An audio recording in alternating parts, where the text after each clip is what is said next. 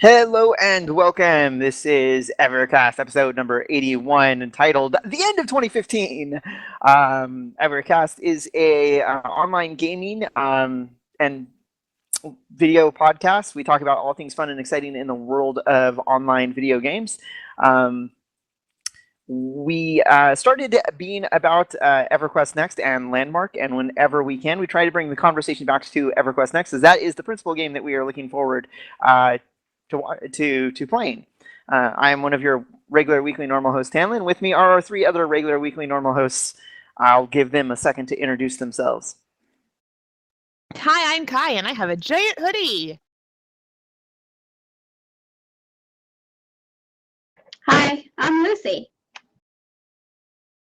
Hi, I'm Flattus. I don't have a giant hoodie. Or cat ears. But you could. I could. Or an Overwatch. So or Overwatch. Don't get me started on that. I got Jack and shit, and Jack left town. Oh, I say that too. I should sign up for the beta just to say. You'll get in. That's what'll happen. You'll just get in. yeah, if you have a Battle.net account, all you have to do is log into it, and it's like 2 clicks of the mouse, and you're signed up for all the betas that Blizzard does. That's what she said. 2 clicks, that's it. 2 clicks of the mouse. Do I need to explain that when we're off the air, honey? I don't know, am I old enough? I think I do. I need an adult. Again? Always. Yeah, I'm not very much of an adulty adult, am I? Me either. Says the girl in cat ears.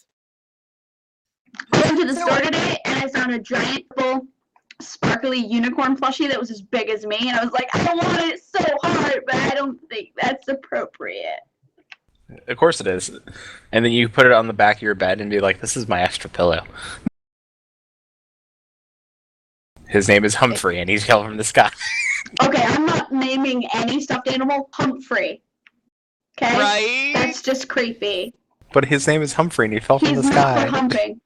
Humphrey, not damn, what is going? Wait. That's They make exactly what I thought when you said Humphrey too. So They make Hello, pillows. welcome to EverCast. They make pillows for that. do they? Did Well, come on! wait a minute? I don't think I flagged the show for adult mature audiences. I probably You should. should. Why? We're not mature. I love that legendary. Just like it was AFK for a sec. You missed that whole thing. You missed pillow talk. It's fine. We'll catch you later, baby. Don't worry about it. Did you just call I do it. another? I'll do what I want. I'm my own man. So as you can tell, being that I love you. being the end, oh, just talked right over me. You're welcome. I love you too, honey. As you can see, it's the end of the year. We had an interview that we were trying to get the developers for Pantheon to come on, or the developers for Gigantic to come on and do an interview with us, and neither one of those worked out. We'll cover one of the in ECast news. So rather than try to fit together a really comprehensive topic for this evening, we're pretty much playing it light and loose and just talking about the year 2015. I'm going to turn it over to ECast News really quick so that I can mention that this is the last one. This is the last EverQuest or EverCast of 2015. We are taking the rest of the month of December off and coming back next year With refreshed and full steam. Full steam ahead. All right, so ECast News. As I had mentioned, we were not able to land an interview with Motiga, who is developing Gigantic. They never got back to us. We were kind of wondering what was up with that. And then a couple days ago, we got the news that they had a layoff of 16 employees working on the game. So that might explain a little bit about why we were not able to hear back from them. We're still working on it, though. It's not that we've given it up. Flattus is still really super excited about that game, and I think it looks gorgeous, and I'd love to talk to people about that gigantic game. Yeah, I mean, they just had another open beta weekend, so it's sad that people get let go, but I mean, it's still a promising game. It's still heading for Xbox One as well as PC, so the future's bright for Gigantic. I'm just not sure who was let go, what departments, and exactly. You know that one of their artist guys is still working there because a friend of a friend actually is working on the game for Motiga.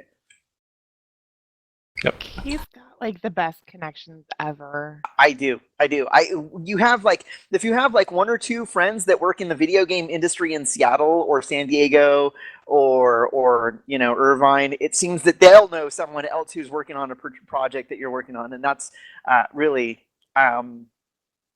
what I have come to find out. So I have friends that work in the video game industry up in Seattle, and so I'm going to get a hold of him and see if he can put me in contact with the appropriate people. So over the weekend, the PlayStation Experience, Sony put together their big exposition of the PlayStation games. Yeah.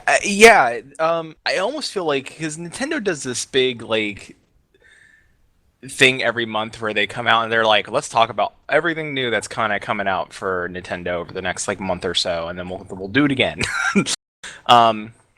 So I think Sony was trying to follow suit, but it kind of gets you pumped because it gets oh, that's coming out. That's some stuff that it's kind of cool. It's kind of. Here's the thing. Totally agree. Slight difference.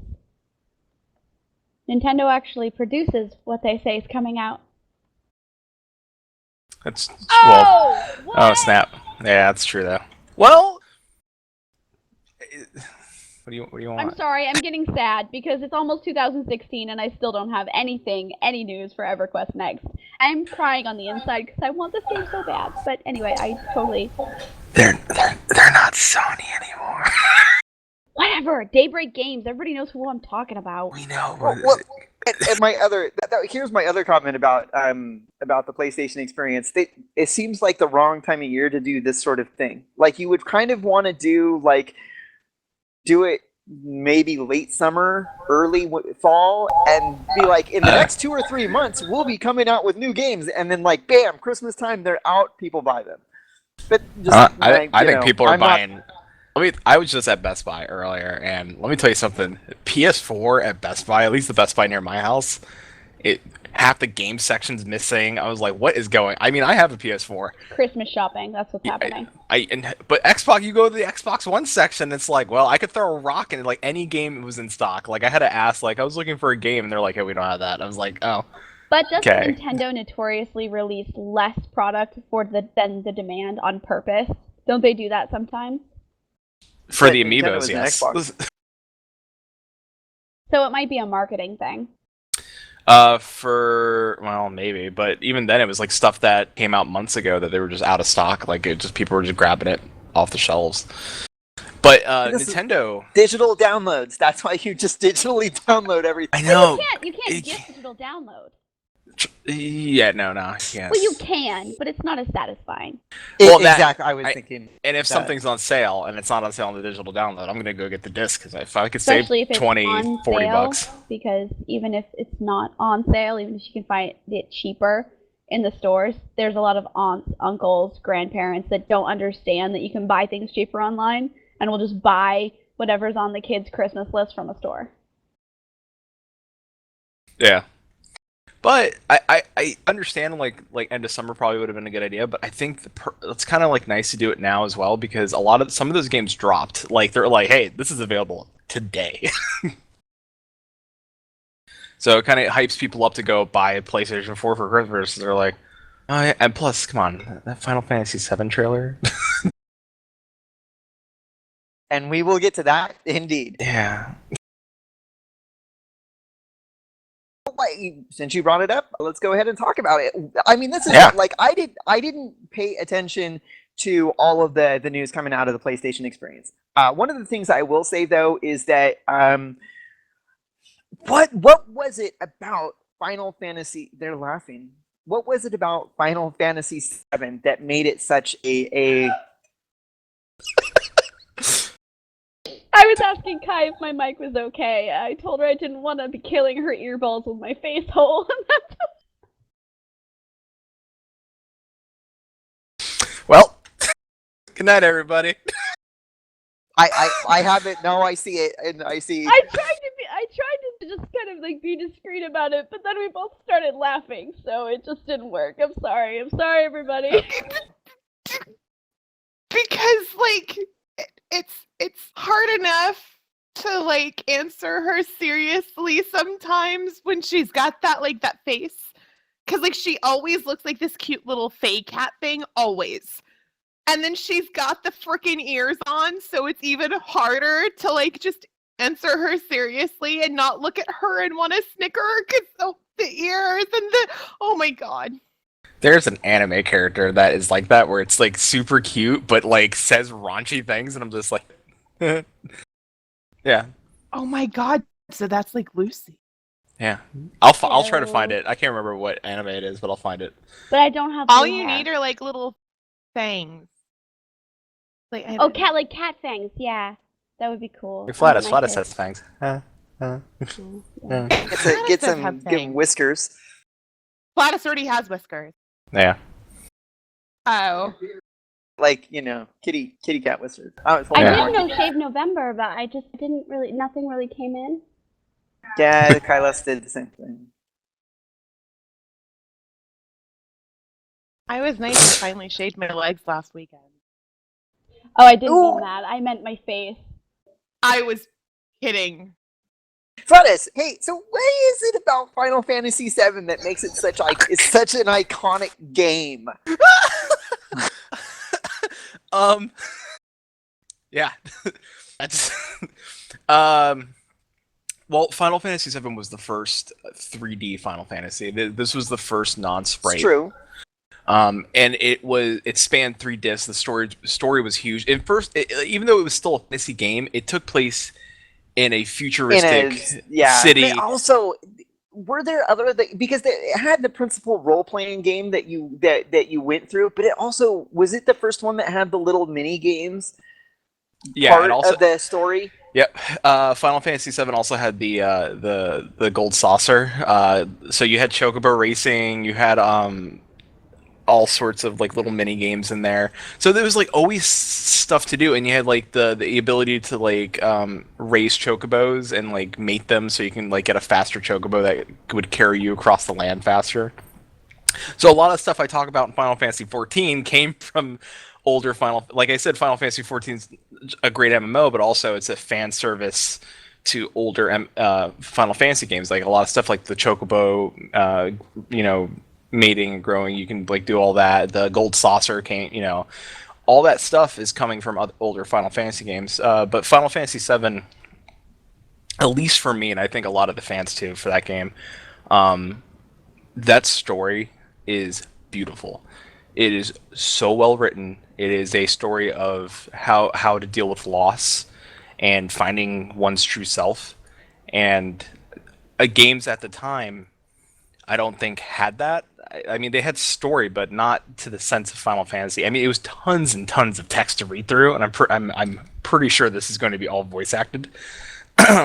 But going through and reading that story, even if you take the time just to go and watch the cutscenes and read through that story, it is beautiful. It has one of the biggest twists in the middle of the game, and it's crazy. You have Sephiroth, which I think is one of the best written evil villains in video game history. Yeah, he is. Okay, so because personally, the game came out when I was active duty in the military. My roommate had a PlayStation, and he played Final Fantasy VII on his PlayStation, and I occasionally jumped in and played on it a little bit, but not. I mean, he played all the way through on it. I just played little bits and pieces of it because I was doing other things. I wasn't really as into video games then as I am now. I'm going to post the YouTube clip in the chat. Flattus, you can go ahead and say what's the big deal about Final Fantasy VII as it relates to the news over this weekend. Yeah. The video clip is the trailer. I tried finding the side by side difference one, but that is just the trailer of the game. I And got if, it. oh, you found it, perfect. So if as soon as he gets it up, and it's gonna be a little like I'll watch the screen. I can talk about it. So it's on time with you guys. But going in, I mean, this is a big thing. I mean, Final Fantasy VII, probably one. I don't want to say it was the most. I don't want to say I don't want milked is not the right word because I didn't milk it for all of it what it could give. It was just it had a lot like Advent Children, the movie that came out straight to Blu-ray and DVD. If you haven't watched it, that was like the continuation of what happens after you kind of go through defeating, like you standing up for yourself and stuff like that. You still feel lost, like you still like how do you deal with loss after you kind of accept people are lost, and then it's very interesting. So the game always did that. Like it drives you forward. If you just never played it, I mean, even if you want to go play the old one, it's on sale on Steam. Just go pick it up. You can get it on Steam. You get it on PS4. It launched over on PS4. Now that PS4 is doing PS2 games, you can go pick it up on there as well. And in the trailer, you start to notice right away where the pixels took place or where the sprites took place of the kicking and the flipping. You could see the side-by-side comparison real quick that it's all like super detailed, high detailed what those characters are supposed to look like. I'm still waiting to see Cloud in the cross-dressing scene because I still think probably one of the most hilarious points. Because that made it to on the Best Of show. You saying that you can't wait to see a Cloud cross-dressing. You can't. He's a very pretty man. And I can't even imagine how long it takes to make your hair look like that. But if you've also ever seen Advent Children, the characters look a lot like the Advent Children movie, which is great because it really shows. Because I would think one thing Square does really well is that it likes to push the hardware to its limits, and it's one of the reasons why the PlayStation 3, or actually PlayStation 2 when Final Fantasy X came out, it was probably one of the better looking games for it because they like to push as far as the system can actually go. And the combat's different in this as well. The combat they went. You still have the summons and magic. Where it's different is that it's not turn based. They went almost with the Final Fantasy 15 style of combat. If you played the demo or seen the demo in action, like kind of like him running through the crawl. This is all like almost like Final Fantasy 15, which is great because that demo's amazing. And the combat's really fluid. The fact that you can still do the summons and do everything like that, and I mean, look at the city. The city is just alive. It's if you ever played the old game, it's like, all right, cool. It's always this top-down isometric view of everything. Where this is like you're actually running through the city, so you see the. It's I don't know. I'm starting to get that like the feels with this game because you know what's happening. If you've ever played it. So it's hard. I mean, anybody out there that's a big Final Fantasy fan who's ever played Final Fantasy VII knows that this is huge. I mean, the fact that they surprised everyone with a remake at E3 was kind of like the mic dropping, and the fact that you can actually see it in action a little bit with the trailer is great. And that Buster sword. That huge sword. I think that giant sword. But yeah, I excited. I really am excited. I know if you're like any art, if you have a PS4, I mean, if you've never played Final Fantasy VII, go get this. I don't work for Sony. I don't get paid by Sony. But if you love or Square, but by all means, go play this game. Like when it comes out, just go get it. It's gonna be gorgeous. You're gonna have a great story. And it's one of those things where like it's like if you ever have a video game that sticks with you, certain video games do. Kingdom Hearts is probably one for me, and Final Fantasy VII is another. Just because the stories are so well written. Final Fantasy. Oh yeah. Everybody get ready to drink. I want to get the Keyblade. Tattoo. Which Keyblade? The initial Keyblade or one of the other ones? Probably the first one because it's the one that I like the best. And maybe like the little heartless because they're fucking cute. Yeah, I wanted the heartless symbol tattoo and the nobody's symbol for their. I wanted both of them. I don't remember the nobodies. It must have been someone I didn't get to play. Kingdom Hearts 2. The nobodies were the absence of the other one. Like they were like the exact like what could be worse? This. Once you lose, evil, you have nothing left. You have no soul. You become a nobody. But yeah, that's it. That's all I got really for Final Fantasy VII. I mean, go play it if you have not. I mean, at this point. Oh, hey. That I can answer now. Do you think Final Fantasy XIV has been more successful than Final Fantasy VII for Square Enix? In terms of making money, I mean, merchandise. I mean, through the years, merchandise and movies, probably not. As far as MMOs go, yeah, I would say so. Final Fantasy XI was really successful, but it dropped off eventually because Warcraft came out. But as Final Fantasy XIV continues to move forward, it's not necessarily changing the way MMOs behave, but the way that how Yoshi P or Yoshida, their director, responds to the community and is willing to try new things. And I think that any MMO, regardless of playstyle, if it's combat, RPG versus still tap targeting, as long as you have a dev team who's willing to try new things, regardless if they fail or if they work, as long as they have their base set for their game, I think that's gonna be the reason why Final Fantasy XIV kind of pulls away from the pack until we see something that's truly different. But that's all I got for them. But money wise, I mean, it brought them out of the red. The Final Fantasy XIV put them into kind of hurt them, and then when they did the remake, it saved them as a company. So GG Final Fantasy XIV. Yeah, I was gonna say Final Fantasy VII, I think, really established the franchise into the Western market. If you had the original Nintendo, like I played the original Final Fantasy, and I played that. That's one of the Final Fantasies that I can say I've played all the way through. But I don't think that game on the original Nintendo had nearly as much of an impact on video gaming as Final Fantasy VII. So I have no idea about the monetary, but I would say that Final Fantasy VII was still their first splash into video gaming, and Final Fantasy XIV is a pretty good MMO. But yeah.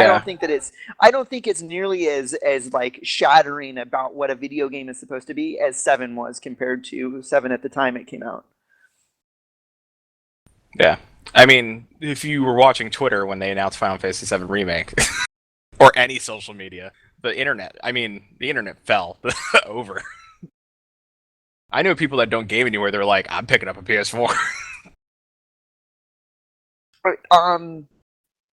So the other big thing that I felt came out of the PlayStation experience, and I've got a link to it, is that Sony is really pushing their VR video games that are coming out with their VR headset.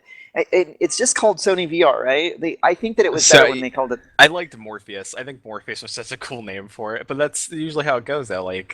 Nintendo does the same thing. They're like, hey, we have Dolphin. And it's like, oh, it's the GameCube. Good thing you didn't call it Dolphin. I liked it. Right.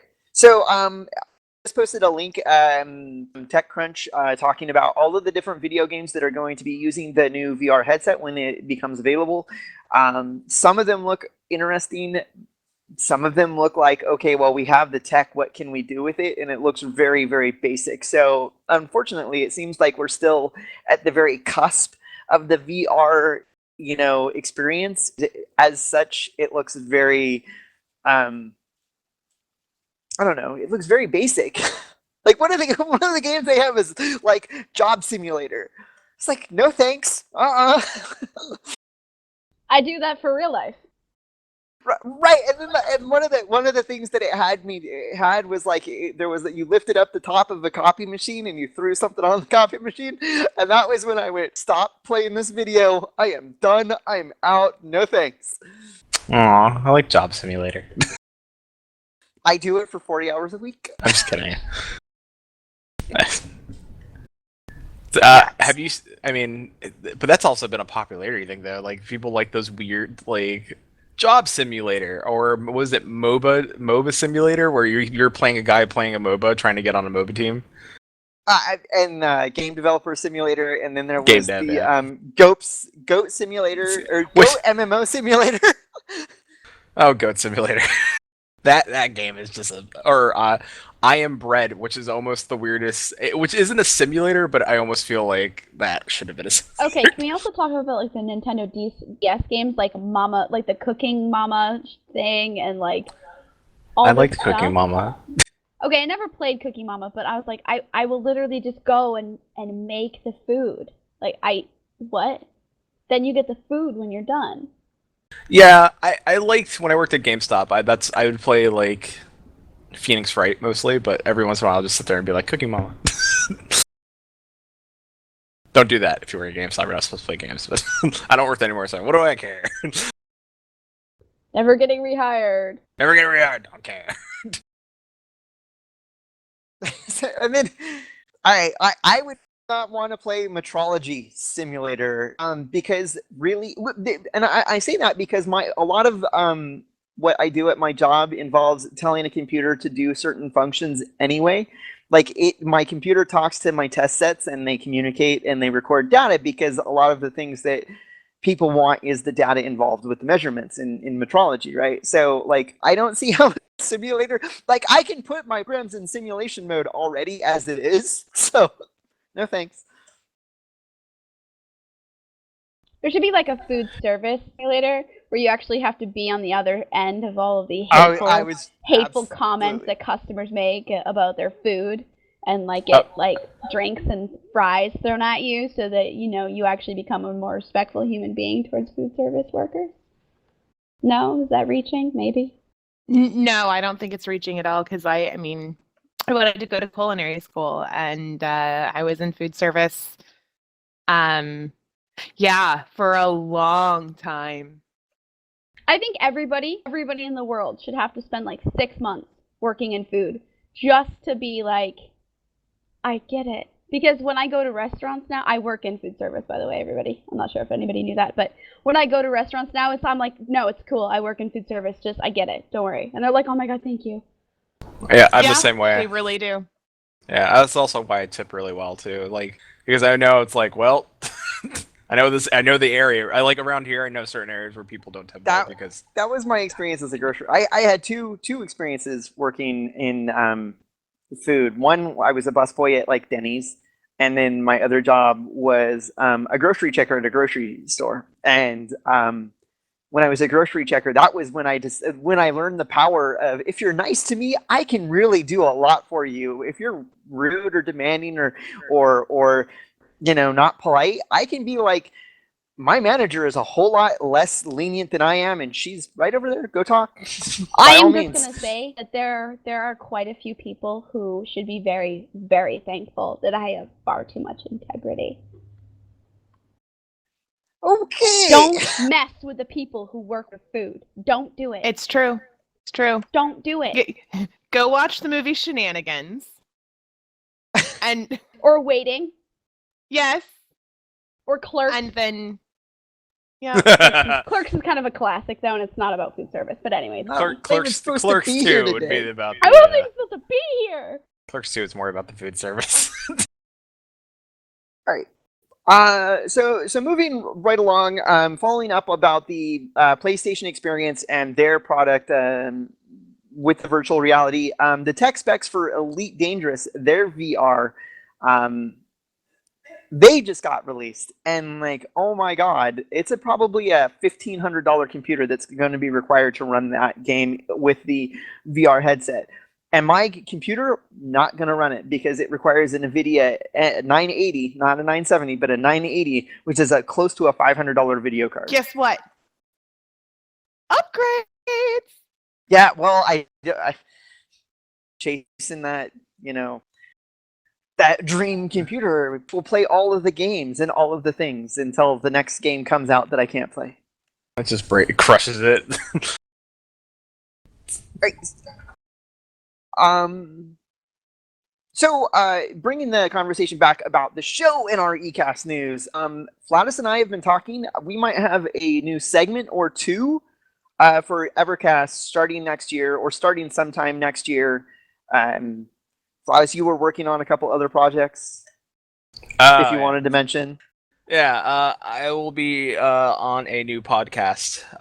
Not sure if Tobin wanted me to talk about this yet, but I'm going to say it anyway because I really don't care, because I'm the only other host. What's he gonna do? Love me a little less. I don't think that's possible with your bromance. Probably not. It's Tobin, easier to ask for forgiveness. Yeah. Tobin and I are doing a once a month podcast. We haven't really discussed what it's going to be about or what we're doing.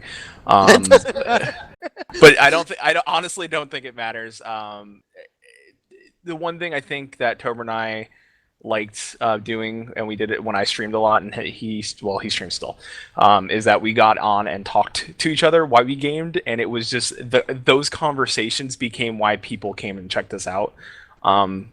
And I think that's what the show is going to be mostly, is maybe us gaming and having conversations about anything. We don't have a name yet. I wanted to jokingly call it Across the Pond, a chat between friends.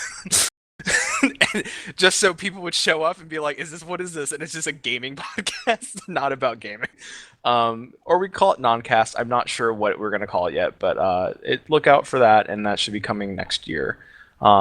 Maybe by the end of this year, but probably by next year, January, you'll see Trevor and I doing a little 1 month thing. So nothing that will take me away from EverCast or take away any time that I spend here. So it's probably going to be the least amount of effort from both of us, but the the amount of hilarity is probably going to be high. So look for that. That's the Flattus and Tobin way. And as I mentioned at the start of the podcast, this is the last live podcast we're going to do in 2015. Next Sunday, on the 13th, we've said that we're going to play our best of, which I've gone through, and I've basically edited little audio snippets of all of our funniest or most poignant moments. Yeah, lots of inappropriate moments. It's so good. And I stitch it all together, and I'm going to throw it up there on Sunday, and we're just going to let it all play through. Kylus and I were talking, and we were like, you know what? It's pretty easy to do this. So I've actually amended it that not only we're going to play it on the 30th or the 13th, but we're going to play it on every Sunday in the month of December. Kylus or myself, or maybe both of us, or maybe some of the other hosts will be hanging out in chat while it's playing.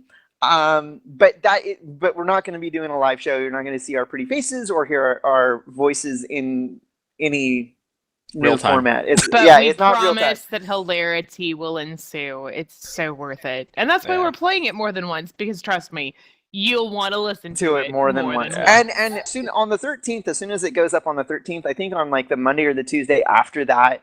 I'll tweet out a link that you can download it, and it'll be up on YouTube if you want to go back and holy crap, what did they just say? You can go and rewind it and listen to it again. Oh my god, can I get it on iTunes? Yeah, it'll be on iTunes and Stitcher. It'll be on iTunes. No, that's okay. It's so good. It's going on my phone. I won't be in chat on the 13th. I'll be doing birthday things, but I'll probably check it out on Twitch at some point another Sunday. Right. If you have Stitcher on your phone, you can plug it into your car and listen to it on your way into from work. And then we will be coming back on January 10th. If Flattus and I have been talking about it, we might come back and do something on January 3rd, but it won't be an EverCast. It'll be like an EverCast Hearthstone tournament. I've been really wanting to put together a Hearthstone tournament, and Flattus has kind of been talking with me about it. So we're still going to go over some of the details and nail down the dates. But it looks like if we're going to do it, it'll be on January 3rd. Yeah. And this isn't like a not like just a it's just a fun. I mean, it's fun. Don't get us wrong. It's like no, it's very serious. No, but no, we want to. It's gonna be. We're aiming for like a structured like tournament, and if that's something you want to be a part of, by all means, sign up. And when we have that ready to go. Oh yeah, and like when I'm talking structured, it's going to be like if we get from up to 8 people, it's going to be a basically a double elimination tournament. You're going to go play against one person. If you lose, you're not out of the tournament. You go actually down to the losers bracket, and then we play it all the way through until we have one winner. If we have between 9 and 12 people, it's still going to be a double elimination tournament. But the first 4 people who register actually get a first round bye. And really, we couldn't think of any other way to really do it. If we get, and then it gets complicated if we get, close to 16 people, because we have to amend the rules a little bit, and we'll have like a group stage and then a single elimination tournament. It'll be fun. Yeah. Kyla said that she wants to compete in it. I am not.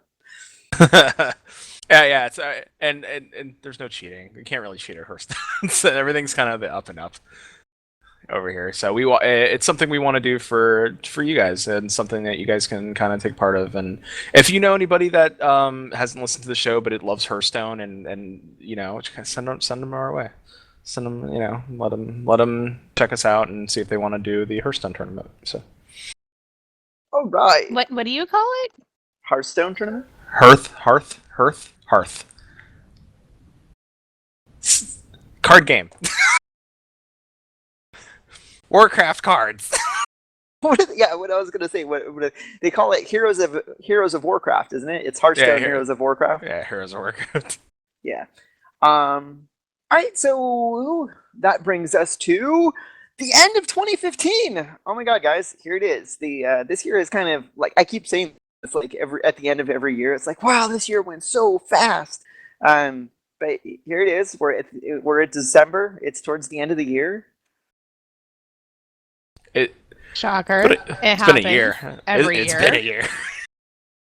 I wanted to point out, because I pointed it out to our little private internal chat communication earlier, that in episode 82-ish, Lucy will have been on the show as long as Chewie has.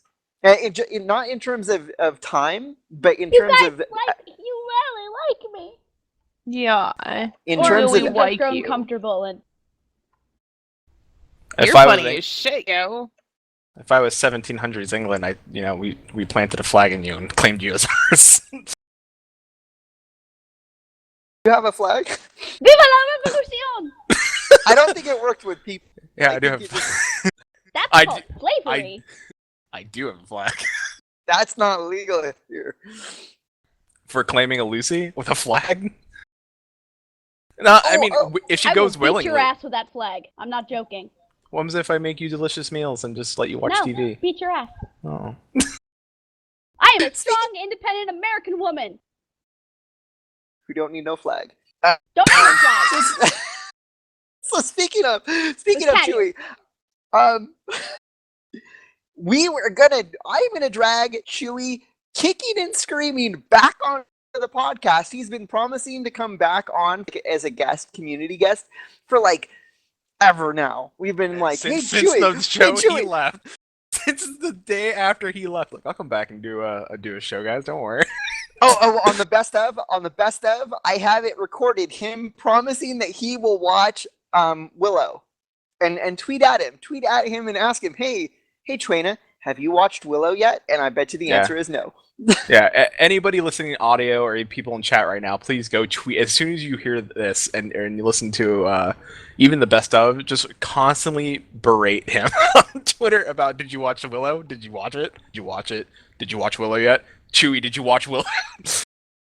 Because prior to Lord of the Rings coming out, Willow was probably the best fantasy movie that had been out. I'm trying to think of.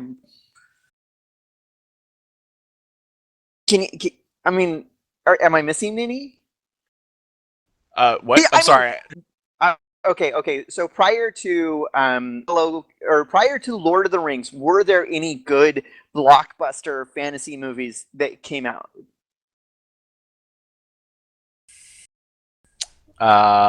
Yeah. I mean, like Lord of the Rings style, like big AAA. Val Kilmer was a big name. I mean, he's not. I mean, at least I thought he was. Oh my god, what movies? Dark Crystal, Labyrinth. Lady Hawk, Yeah. We'll say. Labyrinth. Yeah, Labyrinth. All right, so Dark Labyrinth, Crystal is no. he did not like the Dark Crystal. No. Well, No, I'm and just if saying you- it's a cult classic now for a scene. Oh, absolutely. Absolutely. And, Creepy as fuck. Yeah. What about Monty Python's Quest for the Holy Grail? Yep, gotta say, come on, it's fantasy enough. Like, even though it's completely tongue in It's a cheek. comedy, though. It's not still. epic high fantasy. I'm talking epic high fantasy. Epic high fantasy. I don't care. He's such a whiner. It goes on my list. Glad I'm not responsible for that list.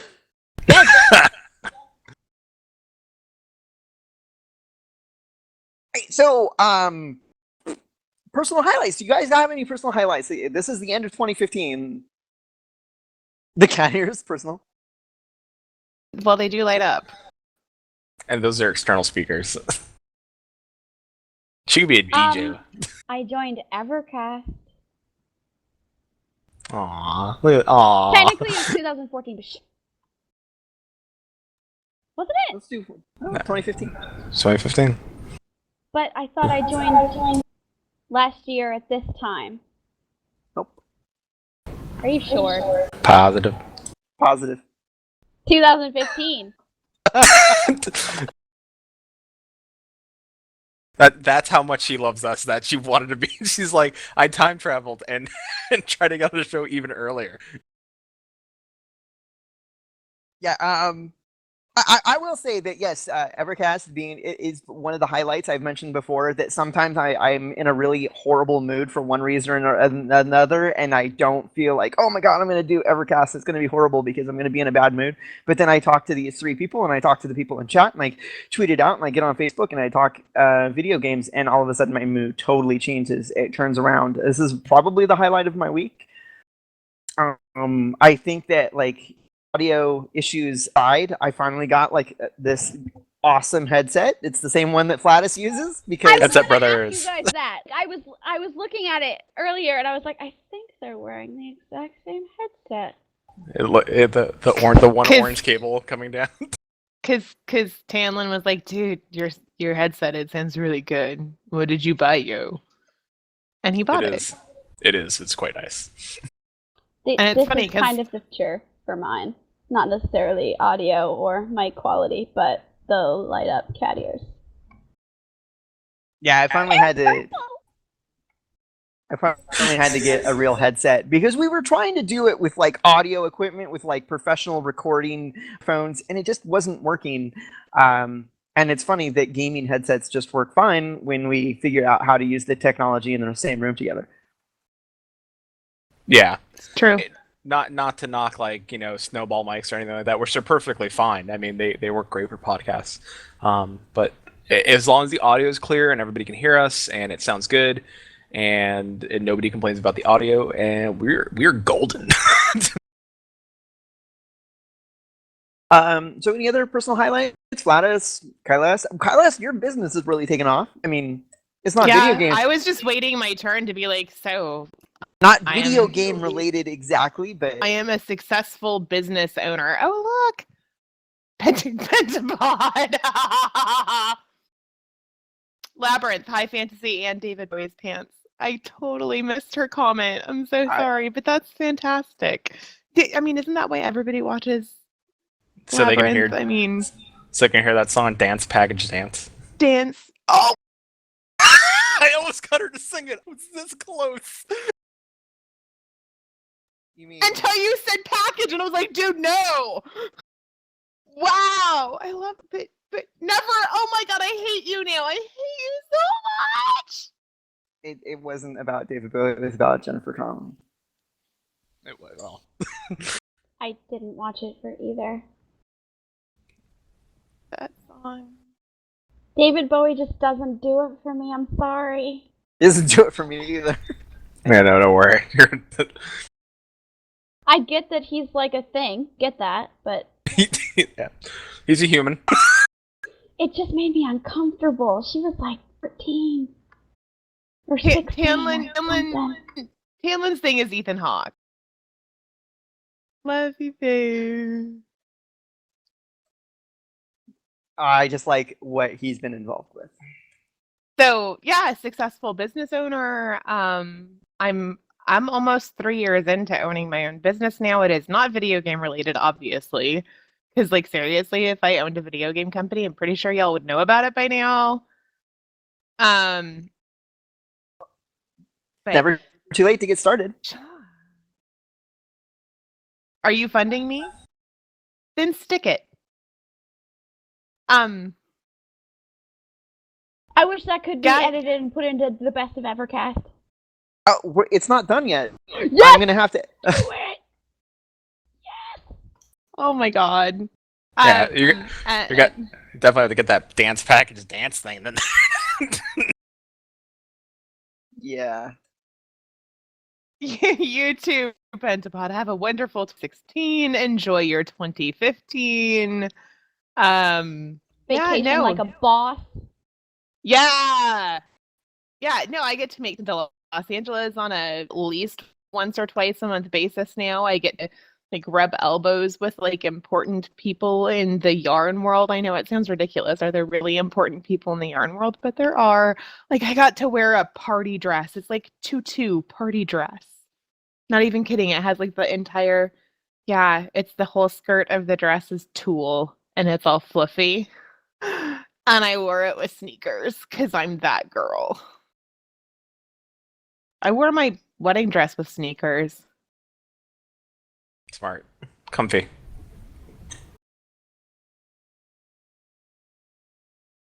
Oh, I forgot. I started a blog, so there's that as well. You did? I tried and then stopped. It's I tried and then stopped. I just stick with doing the EverCast thing, though. I really want to start. That's like my hope for 2016 is that I do more esport tournament, either Hearthstone or Heroes of the Storm or I don't know. It could be League of Legends for all I care. I want to do more tabletop gaming. I kind of got out of it, and I want to do it again. For real. I totally hear that. Dungeons and Dragons. I live in a town of 14,000 people, and I don't think there's another gamer anywhere near. Put it out there. Like, do you guys have a local comic book shop? No. Local comic book shop. Local, man, dude. Are you kidding? Can I go open one? I went into the local comic book shop and I was it seriously, like they treated me like that. It was bad. Yeah, but hold on. When she says local comic book shop, she's actually talking about the one that's like a 45-minute drive. Oh no, this one was in Palmdale, so it was a little over an hour. There we go. So yeah, so the one in downtown Lancaster, like they actually treat me like I'm a person. The one in Palmdale forgets that because I have boobs, oh, she's got boobs. Let's talk to those. Yeah, it was really bad. I will not go back in there ever again. I hit max level in a third MMO. So now there's Sim 3. Yeah. Is Final Fantasy 14 one of them? No. Then you're doing it wrong. Oh, holy shit. Guild Wars 2 is tons of fun. Just drop I liked Guild Wars 2 for a long time. Do you play Guild Wars 2 by yourself? Me? Who, or you, babe. No, I was playing with a because group. it's not fun, right? Oh, snap. I don't know what's going on, but I like it. Keep going. Are you saying that no, I play MMOs for the social experience, and we've gone over this countless times. It's true, he does, and I do not. I do not play video games because I like to hang out with people. I play video games because I like the game that I'm playing, not because I use it as a tool to hang out with people. I like video games. I just like video games. If I get cool people with it, that's just a fucking bonus. Yeah. I'm weird. I could play an MMO alone. and be totally fine with it. Never Is talk it to an anybody in MMO? LFR. I could do that. I could What? do both. I really do like for example, when I first started playing World of Warcraft, I played with a bunch of real life friends, and we all leveled up together, so we were all at the same level, and we all did the dungeons together, and there was no going through and reading the strategies. No, screw that. We just went in and we're like, all right, let's try this and see how bad we get beat, and then adjust our strategy. And that was so much fun. But it's really rare to be able to do that. So It is. Played Final Fantasy 14. No, that's not. I mean, that's not all. I play a lot of. I've been splitting my time up. I mean, work's been getting. They have a lot of OT again, so I've been scooping up every minute of extra money I could possibly get out of that place. But besides that, I've been playing like Grand Theft Auto Online, which is a neat little experience. Imagine a world where it's like, do you like punching hookers and and shooting guns? No. Well, yeah. Well, now you can do that online with everyone else that you. But I like it's strange because instead of a guild, you have I have it right here. I can tell you they are called gangs. Crews. You have crew. They're not gangs. They're crews, and you get people invite them to your crews, and it's so strange and weird, and it's such a weird, different experience, and I'm kind of interested where Rockstar takes Grand Theft Auto next time, and then how they explore the online. I'm gonna go out on a limb here. You're probably the only one of the cast. Probably. Oh no, probably. I'll tell you that right now. I probably am. Excuse me? My husband doesn't know me very well. I Oh played. snap! Oh damn! I played and owned and personally bought Grand Theft Auto up through like 4. Oh snap! I actually really enjoyed those games. My favorite thing was to see how many helicopters I could get to chase my ass. Still fun. By the way, Right? it's still fun. Still fun. Still loving that. And one of the other games that I adore, Need for Speed. Oh my god. Mm-hmm. Underground. Love that. Street races. The music, so bad, Yeah. so good. Yep. I know it's been an interesting year. I mean, gaming wise, not even for us. Like I think gaming in general. I mean, we saw a lot of change with from SOE going to Daybreak. The look on his face is like shit. We saw SOE go to Daybreak, and continue with what's going on over there. Hopefully, in 2016, we get to see EQN. Yeah, that's the top of our hopes for 2016. Nope. We'll get there. But I tweeted it out, I think, earlier this week that I really, and I was honest about it, that I think that 2016 should be the year of EverQuest Next. I mean, it's not so much that I think people are upset of lack of news because I think the announcement was so early, but a lot of things. Also, and I'm going to interrupt you for just a second, there's also a really bad problem with gamer entitlement. You don't get to decide when people release news, but yes, it has been a very, very, very, very long time since we've heard anything new. Yeah. I mean, granted, maybe we could humble people and say, like, well, I mean, you can look at, Duke Nukem. Nobody heard about it. Like, everyone thought that was dead. It came out. May have not been a great game, but it came out eventually. Took 10 years. So, humble yourself a bit, I guess. Well, the thing is that it's gone from being like, hey, is there any news to where's our fucking game? And it's like, come on. Like, I get it. You're frustrated, but yes, where's our news? But let's take it down from the red, back down into maybe the yellow. Maybe. Just bring it down from the threat level just a little. I've seen people, if you post something about EverQuest Next, some people come out of the woodwork that I've never seen before on Twitter. Like they follow Daybreak and they come out, they're like Smeagol, they're like, "Where's Precious?" Where is it? And it doesn't matter, like, what happens. Like, I saw Pentapod post something, like, not even remotely anything gaming related, and they were like, where's our news for EQN? I'm like, back off! Oh my god! She'll like post. She'll be like, I make cookies, or like, Where's the UN? Where is it? Where's Precious? Also, I would like a cookie. Yeah. Cookies? There was cookies? What? yeah. Or when Pentapod is involved, it's always cookies. Always baking of some sort. Yeah, that is my number one hope for 2016 is more news from ECast More cookies. or from EverQuest Next, and maybe a few cookies. You know, because I ain't gonna lie, I like cookies. Soft cookies. I think everybody Soft here likes cookies, cookies. warm. Everybody. yeah, cookies are great. So 2016 year of the cookie. Well, always gonna go with.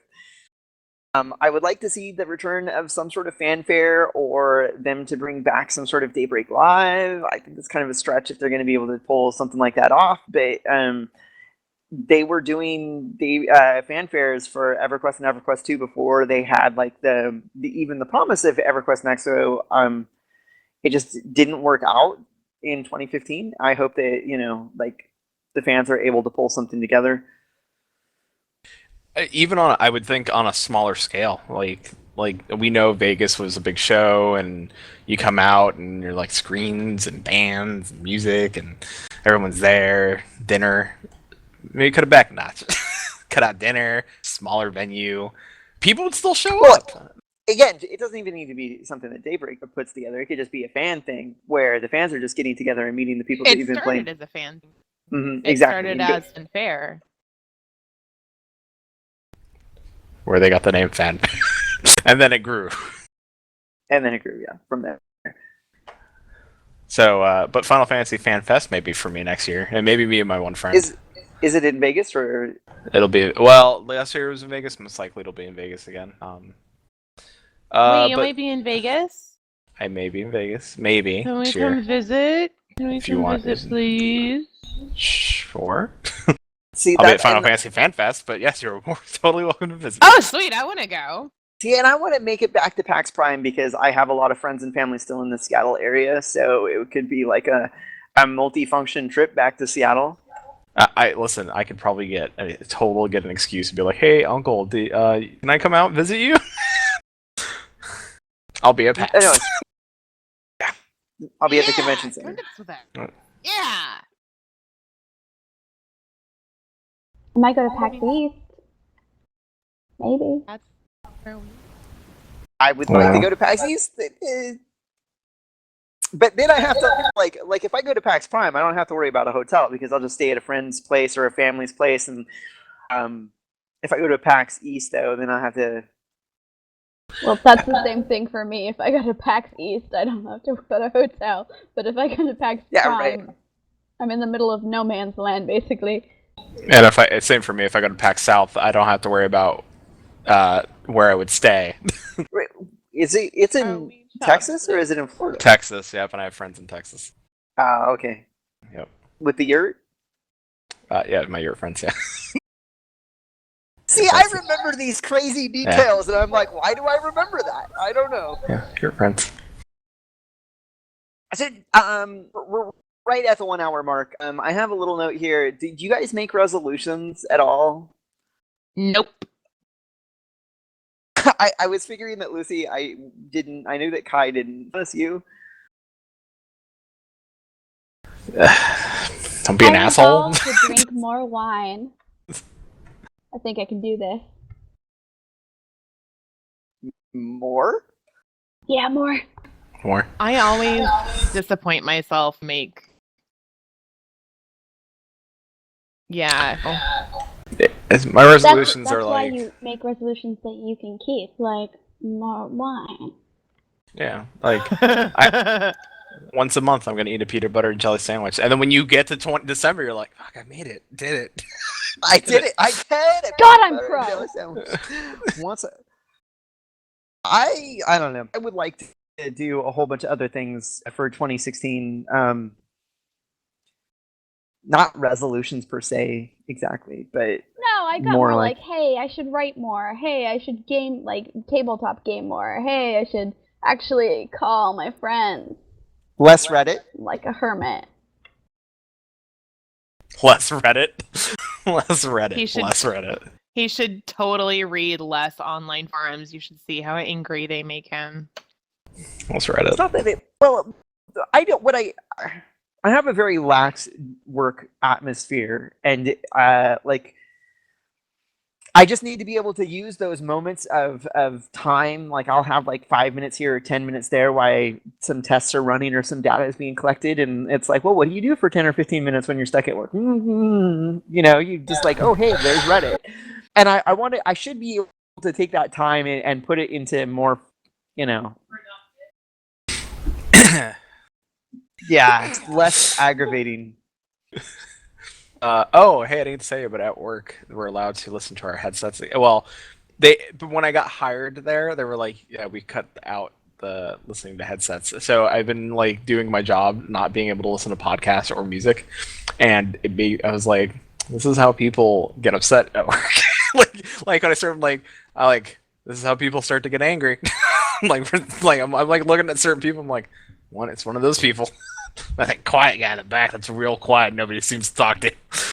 I was like, all of a sudden they're like, oh, hey guys, that Friday. They were like midday. They were like, oh, everyone, we get allowed headsets again. Everybody went to their cars. I got like a pair of $300 V Modas I wear to work. So I'm like putting those on. I'm like, at work, like my productivity went up that day. I'm like, I'm pretty sure I doubled 2 days worth of work in like the last couple hours. So true. It's like I'll have like an hour or two where I just do data entry, and if I can't block out the people around me, it takes me forever to do data entry. But if I can just put in my headphones, you know, it's so much easier.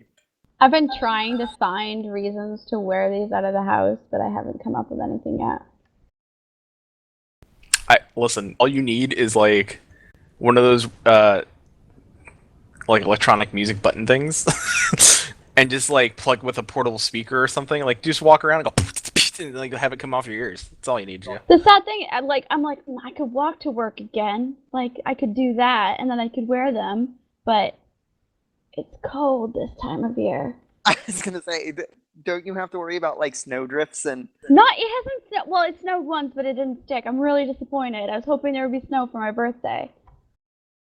Aw. Stupid snow. It's our birthday. No. Do we have any show resolutions? I have show resolutions, but it's like for us. Well, it's stuff that no more muted mics. No more muted mics. Say pussy juice less. It's not 2016 yet. That one doesn't count. New intro. It's probably my thing I'm going to be working on. By the way, if you guys don't know, like in my time off, I will be working on an outro for us and a new intro for us. Also, I think the one big resolution, I think for me, and I think the rest of the cast may, is that I know our tagline is connecting gamers to the game they play, and I think in 2016 we are looking at some things that really allow you guys to have more of a voice on the show and really connect you with the games that you guys play. So we will be looking at that in 2016, and I hope that resolution comes true. There was something that didn't make it to ECast News that I just got reminded of. Yeah. Elder Scrolls Online. Oh yeah. Totally forgot about that. This is okay. So it's funny that like possibly the most controversial thing to happen in video gaming in like I don't know, couple months. Like we could have done a whole show on that. Like the biggest scheme. I guess what I think is the greatest scheme ever in video. I mean, someone's gonna win, but the biggest like how to like sell your game. Yeah. So Flattus and I are alluding to is the Elder Scrolls Online. It's been out for a couple of years now. It is a buy-to-play MMO. You buy it once, you can play it as much as you'd like. If you log in the month of December, between the two times they're going to say if you log in between this date and this date, sometime in the month of December, I don't know exactly what those dates are, you are entered automatically for a chance to win $1 million.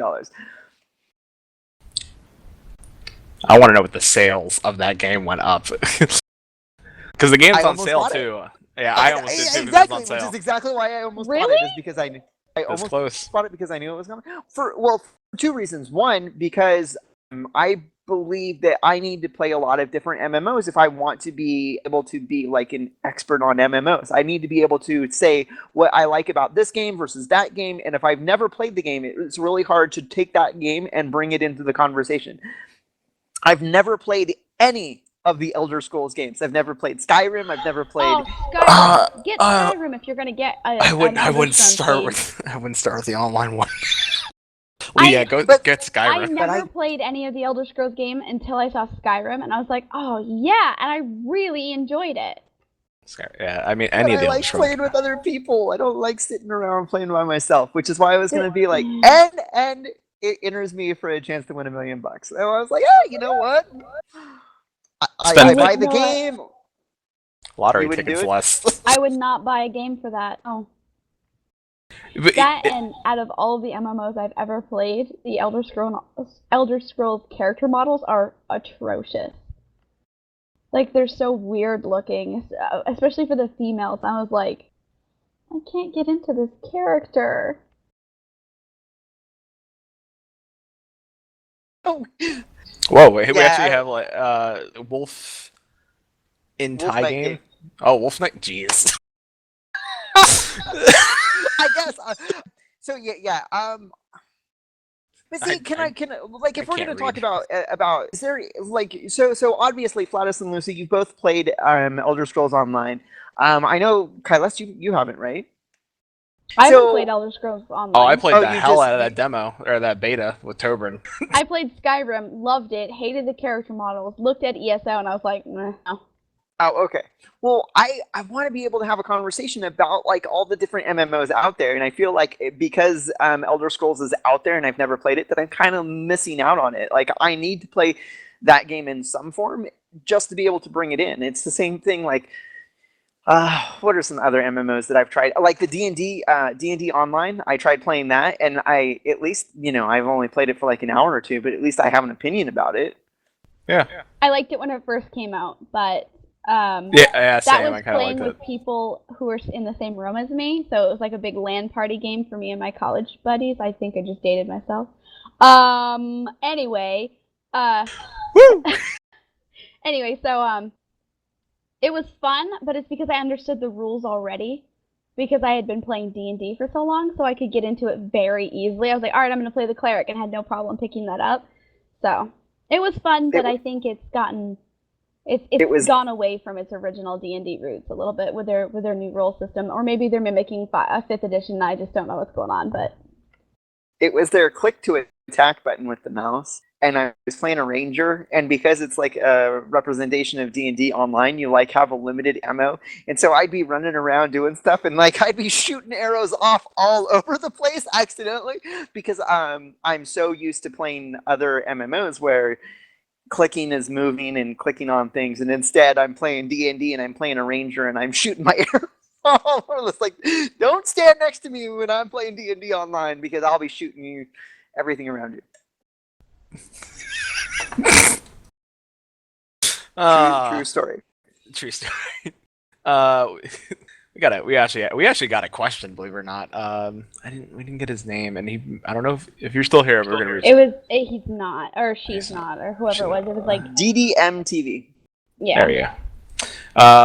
So is it the one I'm about to read out? So given the trend of failing MMOs, that one? Yes, I'm going. Failing MMOs, how confident are you all that EverQuest Next will be able to grab and hold the MMO audience, considering recent MMOs who have had amazing launches and outstanding content and development still cannot maintain a healthy player base and inevitably becoming free to play and still cannot grow thereafter? Can I start? Because I've been thinking about this question for a long time. Sure, yeah, I've been thinking about it too. Me too, a little bit, yeah. So, coming from a place where I have played EverQuest for as long as I can remember, in basically every iteration that it's had, it will absolutely 100% grab and hold the people who have been EverQuest fangirls and boys for a very long time. Because that is the nature of an EverQuest fangirl/boy. We are very, very loyal to the genre, and that's not because we're just like rabid loyalists. It's because it speaks to us as players, and that's it doesn't mean that it's for, not every MMO is for every player. Not every MMO is for every single gamer out there. There are a lot of games that do things really well, and for the gamers who love that, for example, WildStar's movement-based combat, I absolutely love, because I love being engaged with my game all the time.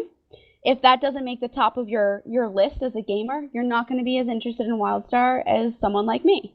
But if they deliver on even half of the promises that they've given us, I think it's going to be an amazing game. I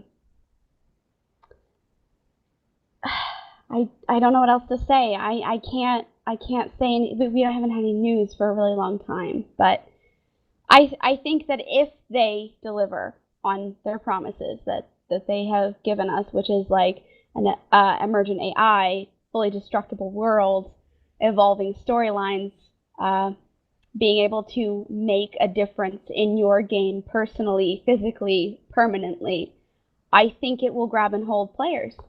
I just do.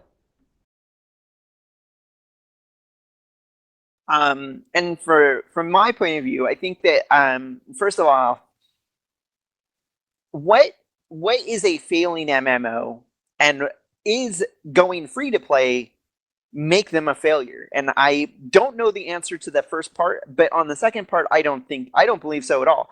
I think that some games launched as subscription based and eventually switched to free to play because they should have been free to play from the launch. And WildStar is one of those games that I look at that should have been that way.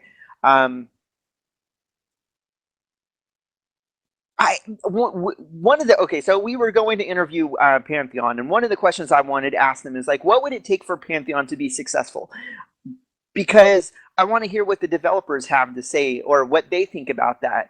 I don't think the game has to be the WoW killer to be a successful MMO. I think that games like Saga of Lucimia and Pantheon that are very, very narrowly targeting their niche audience and going hardcore after them, I think that is not, that just because they're not like getting like 1 million subscribers or 100,000 subscribers isn't a sign that they're not being successful. And I think that when we're talking about EverQuest next, that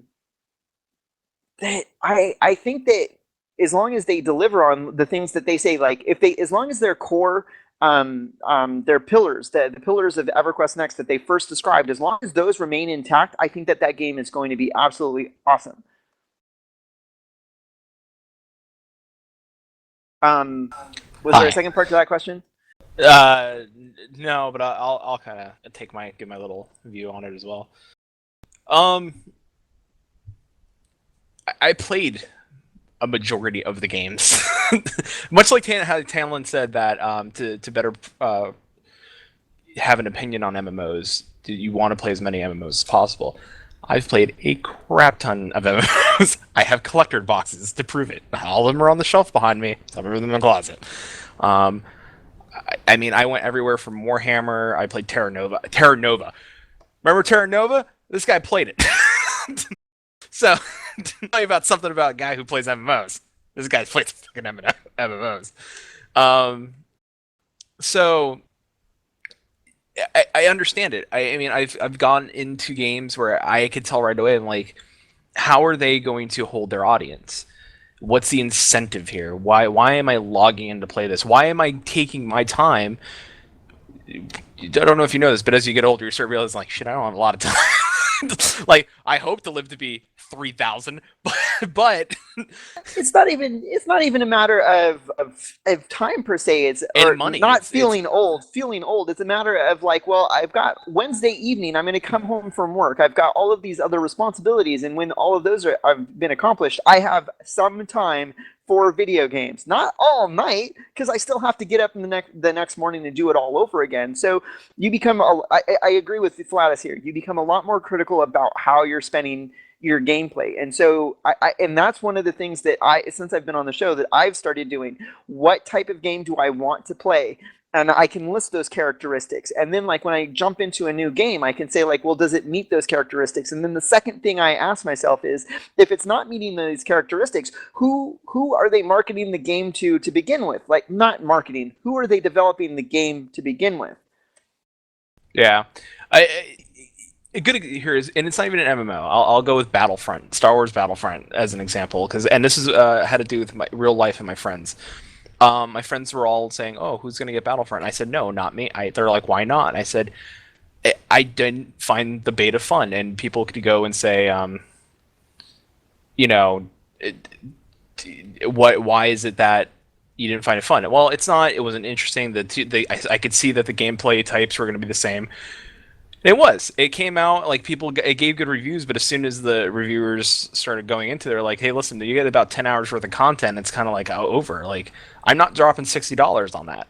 That's my hard-earned money and my time that like I'd rather spend on playing Final Fantasy 14 or playing Grand Theft Auto, like something else. I have, so it wasn't worth it. It's the same thing with those MMOs. Like I like Final Fantasy 14 when it first came out wasn't successful. Not many companies at that point. Most companies drop the game and say, "You know what? That was a loss. We'll have to make up the money someplace else." You take a chance with any MMO, right? Like when they release a game, they all want it to be successful, and I've said it on the show before. I want no game to fail, ever, because that's people's jobs, that's their money. I want it to be fun. I want communities to grow and play those games. Is WildStar a failure? No, it wasn't. It didn't fail. As long as people are playing that game and they're still making money and the servers are still up, that game is still going. Is EverQuest a failure? No, it's still going. Is EverQuest 2 a failure? May not have the population of WoW, but it still plays, and it just came out with an expansion. Is Landmark a failure? No. If you talk to anybody who's still involved with that community, they are passionate about that game. It's all about your perception of those games and how your opinion is formed. They may not be the games for you. I hope, and that's how I feel about EverQuest Next. I can't form an opinion about. I hope it is successful. I believe that they have the history. I believe that the people working still on the game have the passion, and if they deliver on the points that they made, the AI, like Lucy mentioned, if they deliver even if some of those things come out like a patch or two later, like, hey, listen, we slowly need a little more time, but we can deliver on most of these things, I'll take it. Some of them I really wasn't that concerned about to begin with, because there was the 4 pillars. I remember Destructible World was one of them. A Life of Consequence was one of them. It's been so long. I can take AI. That is the one that I can't accept the game launching without, and the reason why is because, it goes back to the Murdoch or Man Crick problem. I don't want to be doing the same quest that every other newbie is doing, and I don't want to be seeing that same quest a year after the game launches. The world needs to be. And Dave Georgeson brought this up, that we want to log into a virtual world that is changing and evolving, not through hard code, but evolving to the server community around it. Yeah. And I think that's what's going to be the success of EverQuest Next, is how it evolves around the community, that server. If you leave that server, then you're making a choice to join another community that it's not going to be the same when you leave. So when you pick a server, you want it to be that they want you to make that your home, because it's going to be your home, and everything you experience on that server is not going to be the same if you switch to another server. So, next question. I know we have we went a little long, so I'll try to. We'll rapid fire these things. I've been away from the following the EQN/Landmark really since SOE turning into Daybreak, losing the major employees Dave Jordan and etc. Has the direction changed from what you can tell how they are developing the game, or has it relatively stayed the same? And to add on to that, have they released any new information on EQN or today? Well, the second part we can all answer no. The last thing they did an e-novel in like April of 2015, and then they did the announcement of the Holazian as a race for building, but and possibly a player race, because one of the devs said that when you log in and make your Holazian character, and then nothing after that, like I even tweeted at them and nothing no, they weren't talking any. So, Yeah. small, maybe, never know. For the first part, and also they tweeted out at some point that they were doing internal testing, like gameplay testing. So we know that it's still being worked on. I don't blame them for being quiet. I mean, I do a little bit, but I don't, because I think since they did lose a lot of employees, the team that was left on it essentially has to crunch to make that game. So is news lacking? Yes. But does it take time out of their day to set up something to stream for an hour or 2 or 3? Probably more than just time out of one day. Yeah, to get stuff ready to show off. Like I'd rather them work on the game, and try to, like, even if it's something like an e-novel, like something that they could push out that doesn't really take them much time. That's something else. Like, I'm okay with that. But I would hope at least in 2016 something comes out. But recently there was it was made by Talisker Dev, I think that's Darren, on the forums, about how there's big changes coming in Landmark, and we haven't heard anything for almost a month. So it's been kind of like a, come on, where's our news sort of thing, because we're all just chomping at the bit, like, what's next? What's next? What are they going to tell us? But yeah. I just want some breadcrumbs. Yeah, and also we have to remember that, as much as this time for holidays is like we take time off, they take time off too. They have families. Can't really get too much into them, and they've been through a lot this year. So I try not to get. They've lost coworkers, and they've had to move locations. They've had to probably shift their families. It's been a big year for them. Yeah. And the locations are just buildings on the same property, by the way. They're not like huge changes. Yeah. It still takes time out of the day. Not to say that doesn't make it still difficult. Yeah, especially because I know they work weekends and stuff too. So take 3, 4, 5 hours out of the weekend to bring down your systems and back everything up and switch everything over. It takes time. Okay. Last place, but what about those gamers that are looking at EverQuest for the first time and having to decide between Blade and Soul and Black Desert Online, etc.? I get, and that's. What about? It goes back to knowing what your game is and developing for the niche that you're after. I've looked at Blade and Soul, and I know that that's not an MMO for me. Yeah, it's not for me either. It's very. I mean, not that I mind the Asian inspired combat fighting and stuff like that. I love that stuff, but it's just not for me. It looks like another leveling. Like, oh, here I'm going. I'm gonna level some more. I'm gonna level. Yeah. When I get to max level, I might do. And that's the complaint about Asian inspired MMOs is that you grind up to max level, and when you get to max level, it's either hardcore PvP or hardcore raiding. And I don't want that. I want a living world. I want to be able to log in and have and I believe that's the game that EverQuest Next needs to be. It needs to focus on those type of veteran EverQuest and EverQuest 2 players that want to be part of a living world and community. I think that Black Desert Online is a little bit more comparable from what I've read, and I will, because it's a buy-to-play MMO, I'm probably going to pick it up.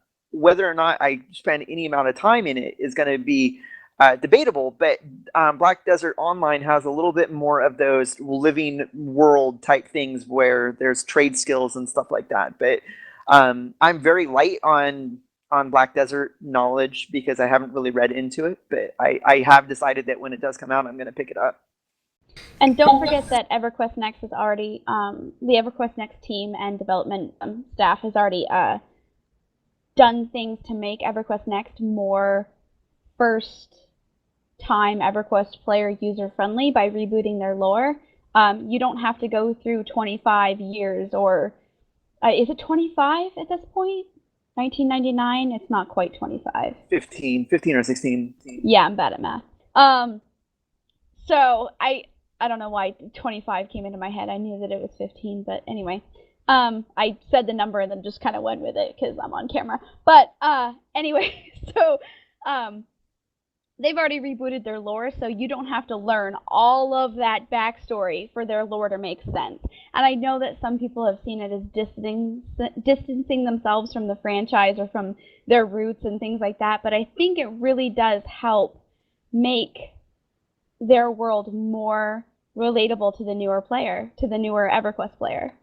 that reminds me of the conversation we were having earlier this week about Star Wars, when we're like, okay, I've watched Star Wars, movies 4, 5, 6, and 1, 2, and 3, and Kylest has watched the Clone Wars cartoons, and I said like, oh well, I should watch the Clone Wars cartoons before the new movies come out, and then I'm like, wait a minute, all of the books and the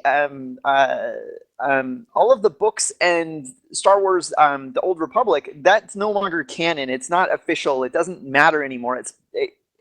And we're like, well, how does that relate to the Clone Wars cartoons? And I think that is one of the things that you can avoid by saying we're rebooting the lore in EverQuest Next. You don't have to worry about anything that came out like 10 years ago or 15 years ago or 5 years ago.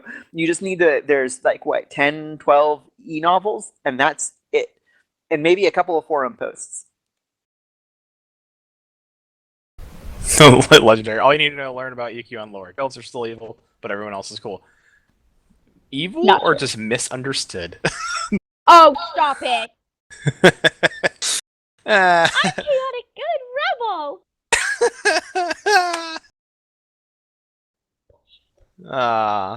well, you guys, we went long, but that's end of the year. We didn't really.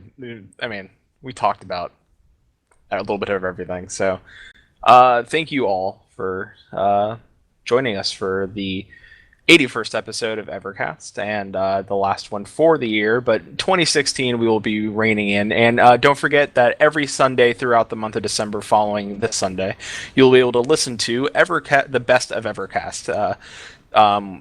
Like Tamlin said earlier, he or Kylest, myself, or Lucy will be in chat on Sundays, or all four of us, depending on the day, to chat with you guys, listen to it. It will also be up on YouTube, Stitcher, iTunes, and you guys can listen to it on the go. If you need a good laugh on your way to work or at work, by all means. Oh, Megan said, hi. Hi, Megan. Don't know what's going on, but hi, Megan. Megan says hi. Megan said hi. Megan says hi. Wolf Knight game, do me a favor. Message me. Twitter, DM me. Because I have a feeling your name is different. Who are you? Is what he's wondering. Yeah, a little bit. So thank you for watching or listening to EverCast. If you're watching us on Twitch right now, go ahead and hit that follow button and you'll be notified every time we go live. If you have Twitter, we're on Twitter at EverCast_show. You can follow us there. We have YouTube. You can subscribe to us on YouTube. We also have iTunes and Stitcher. You can follow us and like us there, thumbs up us, rate us, whatever. We love feedback. The only way that we can connect better with the gamers that are watching the show is if you guys give us feedback. If you reach out and have a question or a comment, we'd love to hear it. Just because we don't comment on it doesn't mean that we haven't read it. We all read everything that gets sent to us. And if you have criticism, trust us, we're on YouTube. We can take it. I really knew that I had become a podcaster when I got my first Lucy needs a man to protect her on YouTube. Aw. It's okay. The Thanks same for your person said input. I needed a man to protect me, so I think I would say, have a man to protect me. And somebody told me that I could do better. Yes, that's true. Somebody told Kylus that she We could do read the better. comments, YouTube Yeah. even, so we can take it. It's fine. Oh, okay, cool. Hi.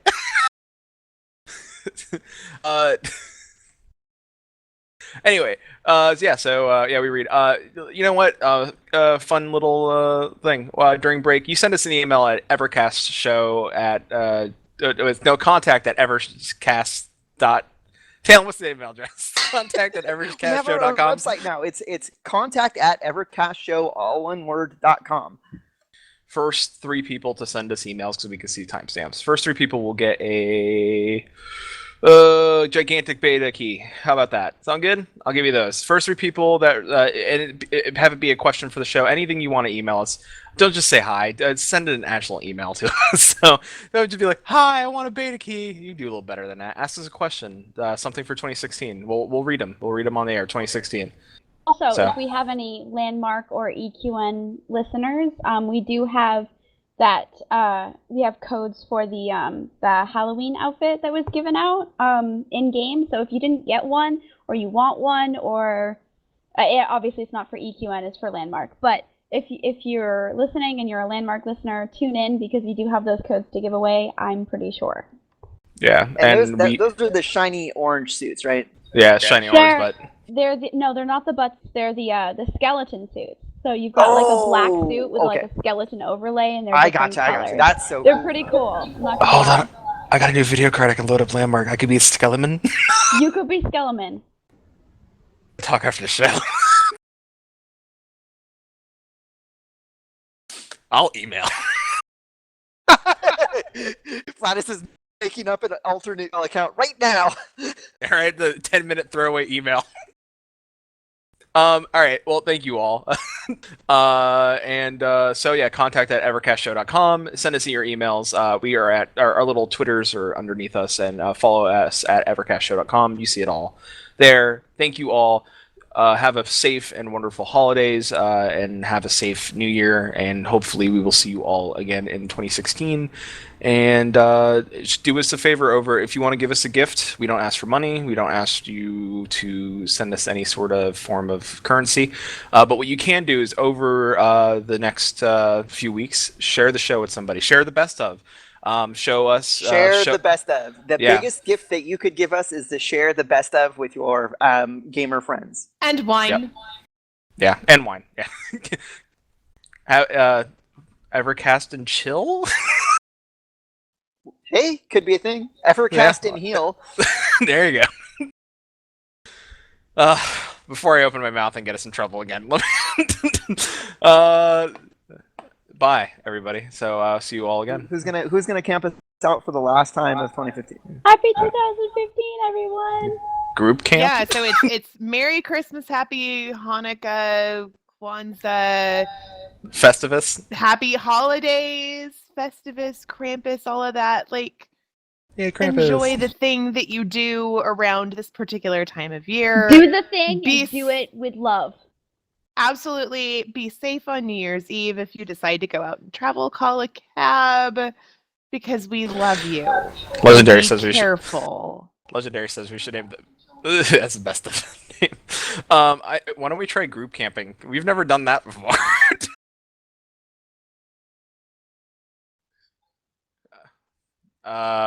It was Flattus' idea. Yeah, I'll do it. All right, ready? In 5, 4, 3, 2, 1. See you all in 2016. Bye.